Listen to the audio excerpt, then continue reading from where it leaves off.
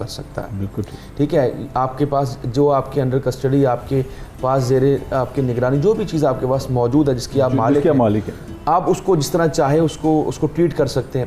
تو اسی طرح جو ہبہ کا معاملہ، گفٹ کر دینے کا معاملہ ہے کہ آپ اپنی زندگی کے اندر اگر آپ چاہیں تو اپنا کچھ بھی جو ہے وہ لوگوں کو اندر دے سکتے ہیں، تقسیم کر سکتے ہیں، اور آپ وہ اپنے وارثوں کو چاہے دے دیں، جس کو چاہیں.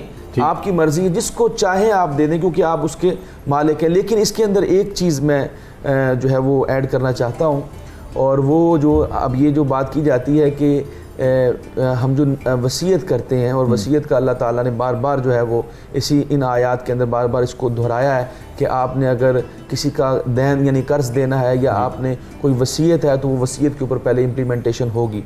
تو وہ ہے کہ وصیت آئے گی مرنے کے بعد. ٹھیک ہے. مرنے سے پہلے جو ہے وہ آپ ہبہ کر سکتے ہیں، کسی کو گفٹ کر سکتے ہیں. مرنے کے بعد جو ہے پھر کیونکہ آپ کا عمل دخل ختم ہو جاتا ہے، پھر وہ اللہ تعالیٰ کا جو نظام ہے وہ اس کے اندر لگے گا. اس کے اندر ہی اللہ تعالیٰ نے آپ کو ایک اپرچونٹی دی ہے کہ آپ وصیت کر سکتے ہیں. لیکن وصیت جو ہے وہ 1/3 سے زیادہ نہیں ہو سکتی. بالکل ٹھیک. اس کی ریزن یہ ہے کہ یہ بخاری و مسلم میں دونوں میں یہ حدیث آئی ہے کہ حضرت جو ہے وہ سعد بن ابی وقاص رضی اللہ تعالیٰ عنہ جو ہے وہ بیمار ہو گئے فتح مکہ کے وقت.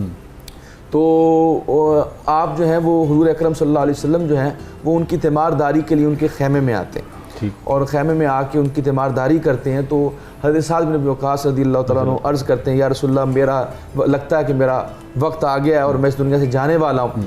تو آقا علیہ السلام مسکرائے، کیونکہ آقا علیہ السلام جانتے تھے یہ فاتح مصر بنیں گے اور انہوں نے ابھی جو ہے وہ بڑی فتوحات کریں، اور آقا علیہ السلام نے فرمایا بھی کہ تم سے اللہ تعالیٰ نے بڑے بڑے کام لینے ہیں ابھی.